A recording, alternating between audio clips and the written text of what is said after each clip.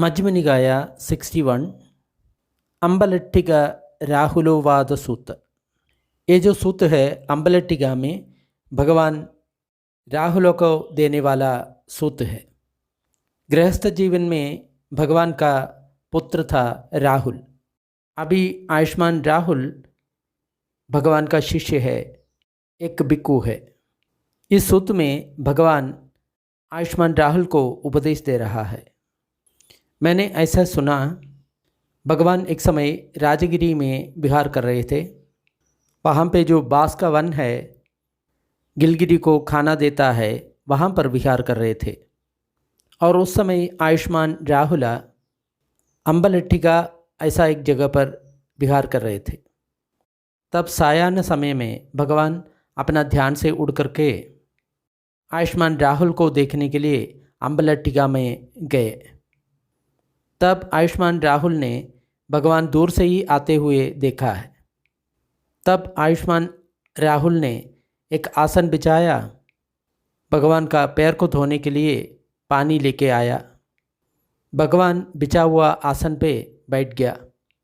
बैठने के बाद अपने पाँव को धोया। आयुष्मान राहुल ने भगवान को वंदन किया और एक और बैठ गया। उस पात्र में थोड़ा सा पानी थे।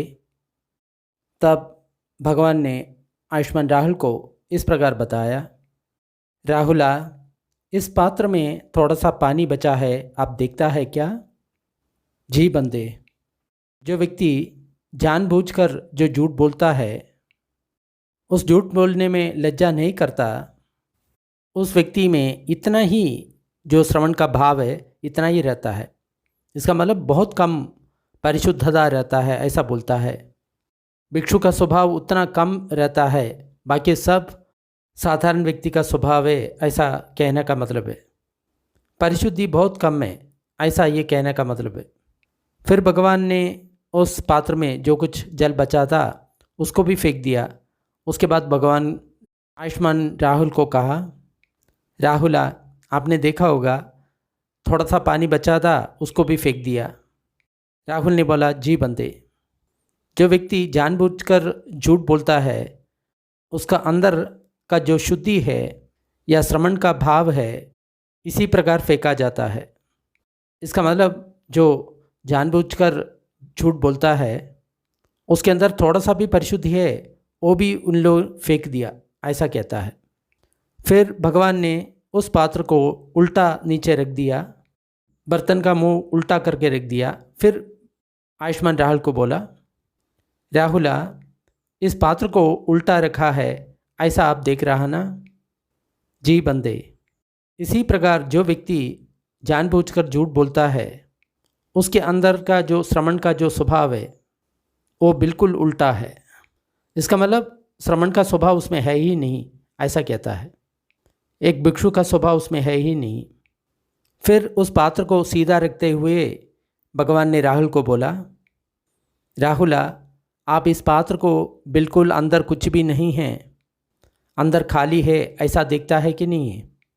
जी बंदे, इसी प्रकार जो जानबूझकर झूठ बोलता है उस व्यक्ति के अंदर श्रवण का भाव बिल्कुल नहीं है, उसके अंदर श्रवण का भाव शून्य है।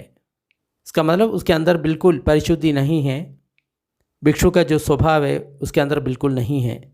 एक उदाहरण से समझें, एक राजा का बहुत बड़ा एक हाथी है, बहुत बड़ा दांत वाला, बहुत ज़्यादा भार का वहन कर सकता है, युद्ध भूमि पर प्रशिक्षित है। तो युद्ध भूमि में वो अपनी आगे की पैर से भी, पीछे के पैर से भी, शरीर का आगे भाग से भी और पीछे भाग से भी, उसका सिर से भी, कान से भी, दांत से भी, पूंछ से भी, सब वो कर्म करता है, लेकिन अपना सूंड है उसको वो रक्षा करता है।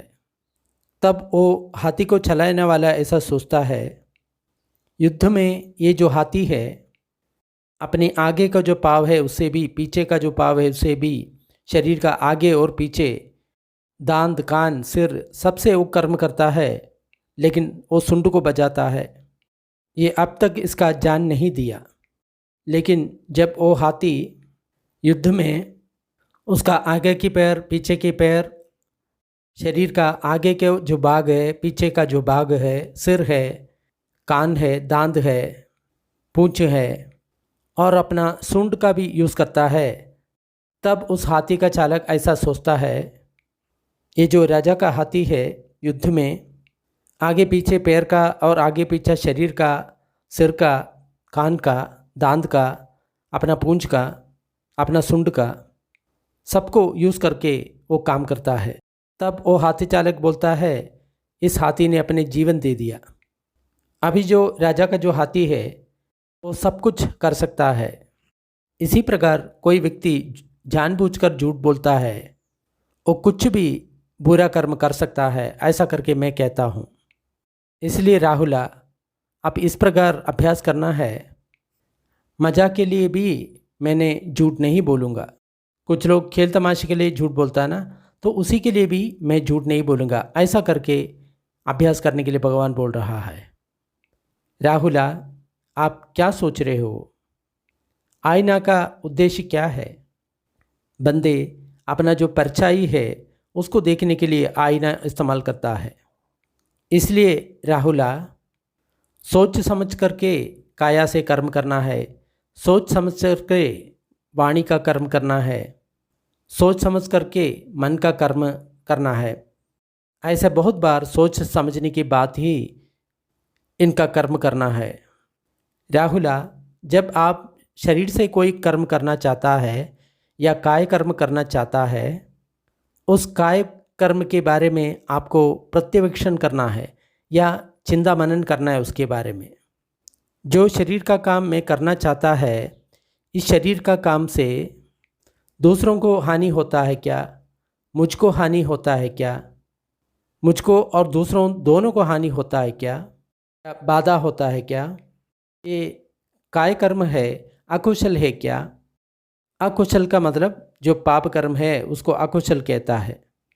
ये जो शरीर का जो कर्म है ये अकुशल है क्या? इसके फलस्वरूप दुख आता है क्या? इससे दुख का फल मिलता है क्या? यहाँ पे ये बोलता है, अगर मान लो कोई व्यक्ति शरीर से कोई प्राणी को हिंसा करने के लिए जा रहा है, चोरी करने के लिए जा रहा है, व्यभिचार करने के लिए जा रहा है, या वाणी से ऐसा कोई बुरा कर्म करने जा रहा है, या मन से कोई ऐसा बुरा कर्म करने के लिए सोच रहा है, तो उसके बारे में सोचना है इसका फल क्या होगा, इसका फल से दुख मिलेगा या सुख मिलेगा, ऐसा करके उसको सोचना है। राहुला, इस प्रकार आप अपना काय कर्म करने से पहले ऐसा चिंतन करता है तो आपको ऐसा समझ में आता है कि अगर मैं शरीर का ये काय कर्म करूँगा, ये काय कर्म करेगा तो इससे मुझको हानि होगा, दूसरों को हानि होगा, मुझको और दूसरों को दोनों को हानि होगा, और वो अकुशल है या अपुण्य है, पाप है, वो अकुशल का काम है, उसका फल से आपको दुख आता है। राहुला, कभी अपना शरीर से ऐसा काम नहीं करना।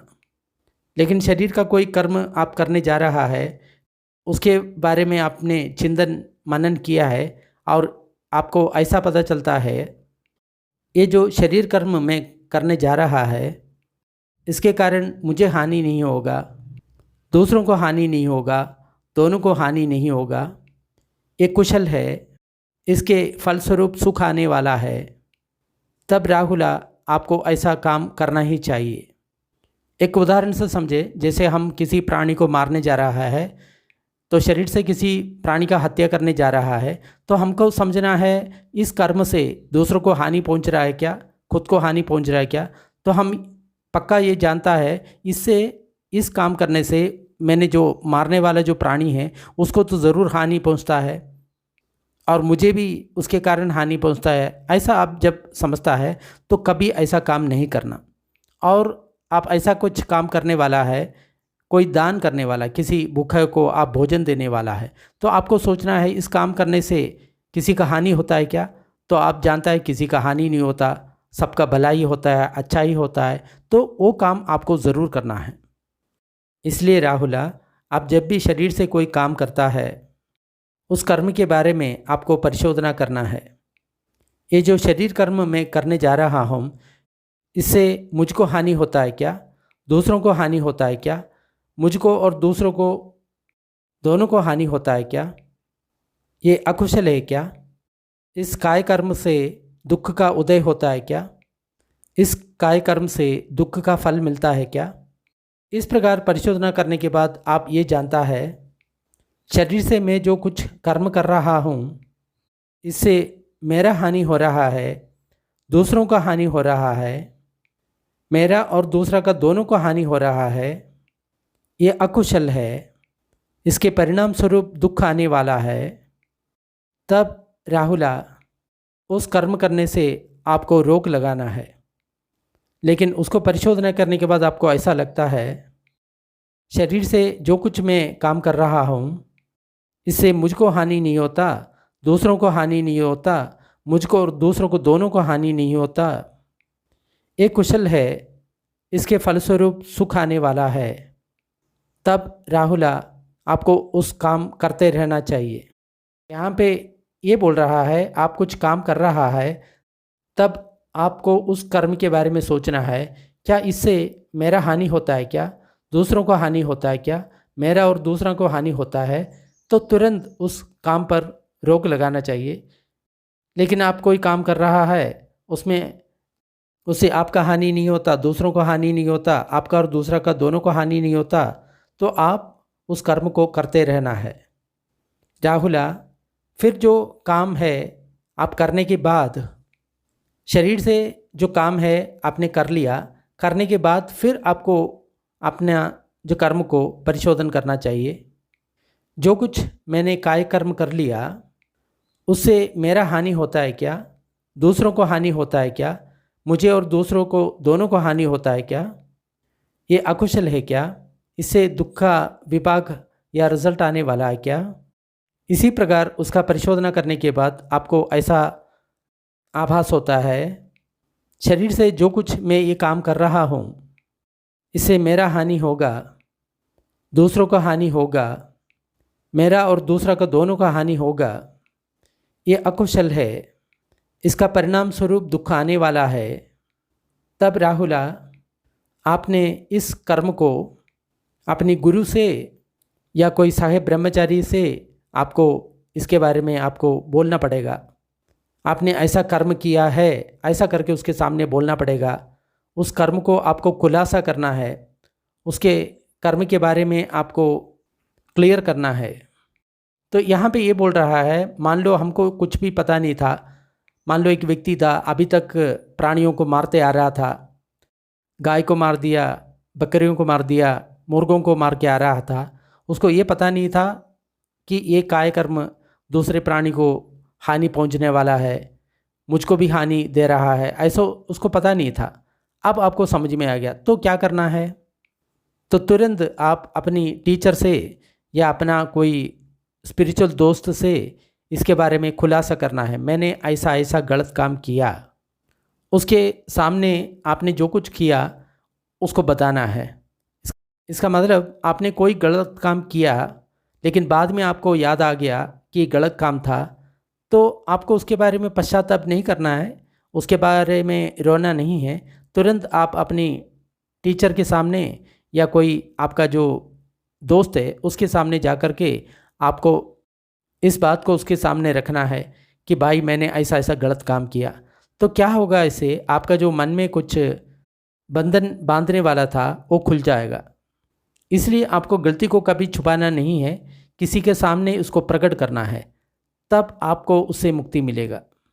फिर उतना भी नहीं, किसी के सामने प्रकट कर दिया, फिर आपको क्या करना है, भविष्य में ऐसा ना हो उसके लिए आपको प्रयत्न करना है।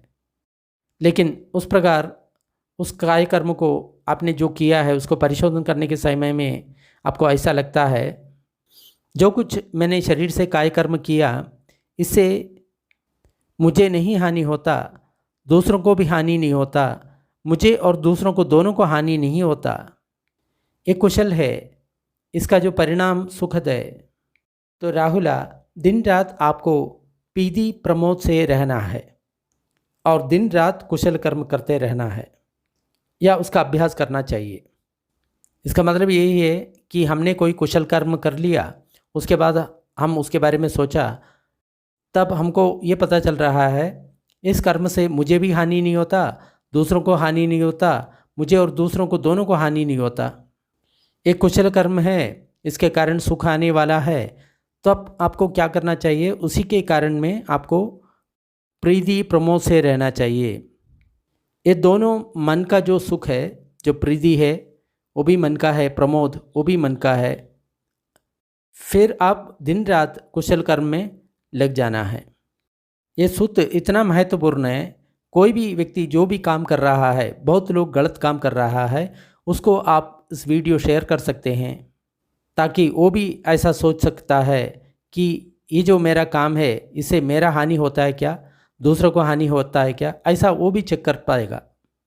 जैसे प्राणियों को हानि पहुंचाने वाला, उसको मारने वाला, वो अच्छी तरह जानता है इस कर्म से दूसरा जो प्राणी है उसको हानि होता है, तो वो काम वो बंद करेगा। अभी काय कर्म खत्म हो गया, अभी वाणी का कर्म शुरू होता है। काय कर्म 3 प्रकार से हमने देखा। एक तो काय कर्म करने से पहले हमने सोचा कि ये काय कर्म कुशल है या अकुशल है, ऐसा करके। अकुशल है तो उसको छोड़ दिया, कुशल है तो उसका कर लिया। फिर जो दूसरा काय कर्म हम कर रहा है, मान लो कोई भी काय कर्म हम कर रहा है, शरीर से जो कर्म हम कर रहा है, उस समय आपको सोचना चाहिए कि या कुशल है अकुशल है, मुझे और दूसरों को दोनों को कष्ट देता है क्या। तो अगर कष्ट देता है तो उसको तुरंत छोड़ना चाहिए। ऐसे ही जो काम आपने पहले करके संपूर्ण कर दिया, अभी उसके बारे में आप सोच रहा है, अगर अकुशल है तो उसको छोड़ना चाहिए। अब वाणी का कर्म के बारे में बोल रहा है। वाणी का मतलब जो अपना जो वाणी है, बोलता है, उसी से कैसे कर्म करता है। शरीर का जो गलत कर्म है, हम पहले भी बोला था, चोरी करना, व्यभिचार करना, नशा का इस्तेमाल करना, प्राणियों को हिंसा करना, ये सब शारीरिक कर्म के अंतर्गत आता है। हम 3 तरह से कर्म करता है, शरीर से, वाणी से और मन से। अभी शरीर की कर्म के बारे में हमने देखा, कर्म करने से पहले सोचना है, कर्म कर रहा है उस समय सोचना है, और कर्म खत्म हो गया तब भी आपको सोचना है। कर्म करने से पहले आपने सोच लिया तो पता चला ये पाप कर्म है, तो उस काम आपको करना ही नहीं है। जो कर रहा है उस समय सोच लिया तो आपको पता चला ये पाप है, तो तुरंत रोक लिया। कर्म कर लिया, उसके बाद में आपको ये पता चला कि जो कर्म मैंने किया गलत है, तो आपको क्या करना चाहिए, उसके बारे में आपको टीचर को या कोई आध्यात्मिक सुहृद को आपको बताना चाहिए कि मैंने ये गलत काम किया और भविष्य में ऐसा नहीं करेगा, ऐसा करके आपको निर्णय लेना है। तो आप लोग ज़रूर इस सूत्र को ऐसा लोगों को भेजें जो शरीर से गलत काम कर रहा है, वाणी से कर रहा है और मन से कर्म कर रहा है। अभी इसी प्रकार अभी वाणी का कर्म आ रहा है, इसका मतलब हम जो बोल रहा है उसी का जो कर्म के बारे में भगवान बात कर रहा है। इसी प्रकार राहुला, आप वाणी से कुछ करने जा रहा है, उस वाणी कर्म के बारे में आपको सोच कर देखना है, ये जो वाणी का कर्म मैं करने जा रहा है, इसके कारण मुझको हानि होगा क्या, दूसरों को हानि होगा क्या, मुझको और दूसरों को दोनों को हानि होगा क्या, ये अकुशल है क्या, इसके कारण दुख होगा क्या।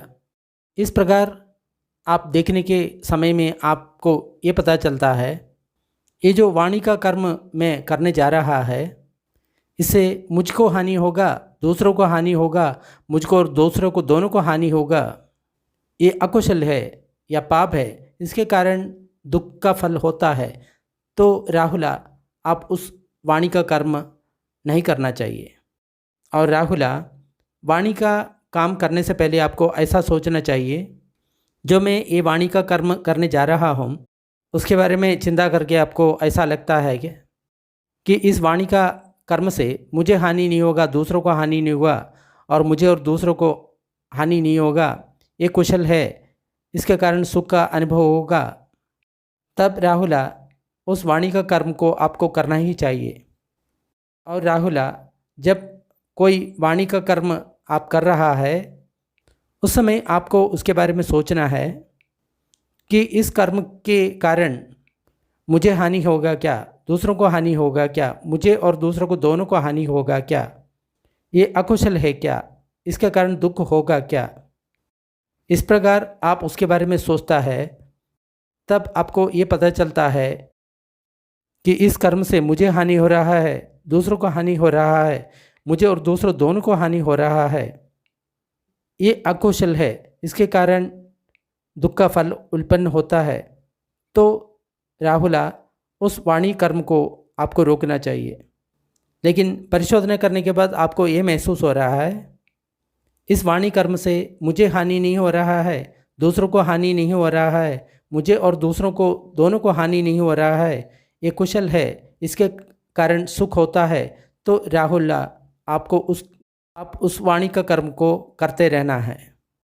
और राहुल, आपने कोई वाणी का कर्म कर लिया, तभी आपको सोचना चाहिए, इस वाणी का कर्म से मुझे हानि हुआ क्या, दूसरों को हानि हुआ क्या, मुझे और दूसरों को दोनों को हानि होता है क्या, ये अकुशल है क्या, इसके कारण दुख होता है क्या। तो आपने देख लिया, इससे मेरा भी हानि हुआ, दूसरों को हानि हुआ, दोनों को हानि हुआ, ये अकुशल है, दुख का फल होता है। तो आपको उस वाणी कर्म के बारे में आपका जो गुरु है उसको बोलना है, या आपको मित्र को बोलना है। फिर वो जो वाणी का कर्म है मैं कभी नहीं करूँगा, ऐसा करके आपको निर्णय लेना है।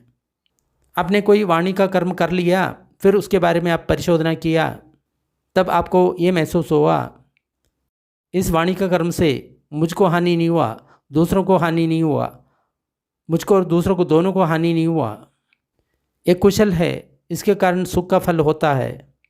तो आपको प्रीति प्रमोद से रहना है और दिन रात कुशल कर्म में आपको परिश्रम करना है। मन का जो कर्म है वो भी करने से पहले और करने के बीच में और करने के बाद हमको चेक करना चाहिए। इसी प्रकार मन का कुछ कर्म है, करने से पहले हमको चेक करना चाहिए, इससे मेरे को हानि होता है क्या, दूसरों को हानि होता है क्या, मुझे और दूसरों को दोनों को हानि होता है क्या, ये अकुशल है क्या, इसके कारण दुख होता है क्या। तब आपको पता चलता है, इस कर्म से मुझे भी हानि होता है, दूसरों को भी हानि होता है, दोनों को हानि होता है, ये अकुशल है, इसका कारण दुख होता है। तो उस मन का जो कर्म है हमको करना ही नहीं है। और मन का जो कर्म करने से पहले हमने उसके बारे में चिंता किया, तो हमको ये पता चलता है, इस जो मन का कर्म से मुझे हानि नहीं होता, दूसरे का हानि नहीं होता, मुझे और दूसरों दोनों को हानि नहीं होता, ये कुशल है, इसके कारण सुख ही होगा। तब राहुला, वो मनोकर्म को आपको करना ही चाहिए। इसी प्रकार राहुला, आप कोई मन का कर्म कर रहा है, उस समय भी आपको सोचना है, इसे मेरा हानि होगा क्या, दूसरों को हानि होगा क्या, दोनों को हानि होगा क्या, ये अकुशल है क्या, इसके कारण दुख होता है क्या। जब आप इस प्रकार देखता है, आपको पता चलता है कि ये जो मनोकर्म से मुझे भी हानि होता है, दूसरों को हानि होता है, दोनों को हानि होता है, ये कर्म अकुशल है, इससे मुझे दुख होता है, इसका परिणाम से दुख आता है, तो उस मनोकर्म को नहीं करना चाहिए। अगर आप कुछ मनोकर्म कर रहा है, उस समय आपने उसके बारे में चिंतन किया, तब आपको पता चला, इससे मुझे हानि नहीं होता, दूसरों को हानि नहीं होता, दोनों को हानि नहीं होता, एक कुशल है, इसके फलस्वरूप सुख होता है। तब राहुला, उस मनोकर्म को आपको करते रहना है। और राहुला, आपने कोई मनोकर्म कर लिया, फिर आप उसके बारे में सोचने लगा, इससे मुझे हानि हुआ क्या, दूसरों को हानि हुआ क्या, मुझे और दूसरों को हानि हुआ क्या, ये अकुशल है क्या, इसके कारण दुख होता है क्या। तब आप उसके बारे में देखने के बाद आपको पता चलता है, इस मनोकर्म के कारण मुझे हानि हुआ, दूसरों को हानि हुआ, सबको हानि हुआ, ये अकुशल है, ये दुख का फल होता था। इसलिए राहुला, आपको क्या करना चाहिए, उसके बारे में अपना जो टीचर है या सब ब्रह्मचारी है उसको खुलासा करना चाहिए, मैंने ऐसा मनोकर्म कर लिया, ऐसा करके। अगर मनोकर्म करने के बाद आपने ऐसा सोच लिया, तब आपको ये पता चला, इससे मुझे हानि नहीं होता, दूसरों को हानि नहीं होता, मुझे और दूसरों को दोनों को हानि नहीं होता, ये कुशल है, सुख का कारण है, ऐसा आपको आभास हो रहा है, तो दिन रात आपको प्रीति प्रमोद में रहना है और दिन रात आपको कुशल कर्म में रहना है। राहुला, जो कोई श्रवण ब्राह्मण है, भूत में, भविष्य में और वर्तमान में जो कोई श्रवण ब्राह्मण है, उन लोग अपना शरीर का, वाणी का, मन का जो कर्म को शुद्ध करना चाहता है, वो इसको बार बार चेक करते हुए ऐसा शुद्ध करता है। इसलिए राहुला, आपको इसी प्रकार अभ्यास करना चाहिए। मैंने अपना शरीर का, वाणी का, चित्त का जो कर्म है, बार बार उसको परिशोध करने के बाद ही मैं कर लूँगा। भगवान यही बोला है। आयुष्मान राहुला है, भगवान ने जो कुछ बोला है उसमें तृप्त हो गया और भगवान का वचन को अभिनंदन किया। तो जो भी व्यक्ति ऐसा जो आजीविका पर लग रहा है, प्राणियों का मारने का, गाय को, बकरियों को, मुर्गों को, उन लोग को सोचना चाहिए, ये जो कायकर्म में कर रहा है, ये पुण्य है या पाप है, कुशल है या अकुशल है। इसके कारण दूसरे प्राणियों को अहित हो रहा है ना, उसको कष्ट हो रहा है ना, तो तुरंत उस काम को बंद करना चाहिए, ऐसा भगवान बोलता है। तो आप ज़रूर आप इस सूत्र ऐसे लोगों को भेजें जो अपने आप को हानि करता है और दूसरों को हानि करता है। अगर सूत्र अच्छा लगा है तो लाइक करें और शेयर करें। ऐसा और सूत्र डिस्क्रिप्शन बॉक्स में उपलब्ध है। थोड़ी देर पुण्य वितरण का अभ्यास करेंगे। सारे दुखियारी प्राणी दुख विमुक्त हो, सारे भयभीत प्राणी भय विमुक्त हो, सब प्राणियों को मुक्ति मिले। हमारा इस पुण्य कर्म में सब भागीदार हो, इससे सब प्राणियों को सुख शांति मिले। धरती, जल और गगन के सारे प्राणी, अधोलोक, मनुष्य लोक, 6 देवलोक, 16 रूप ब्रह्मलोक, 4 अरूप ब्रह्मलोक के सारे प्राणी इस पुण्य में भागीदार हो। सभी देवता और ब्रह्मा बुद्ध शासन का रक्षा करे। साधु साधु साधु।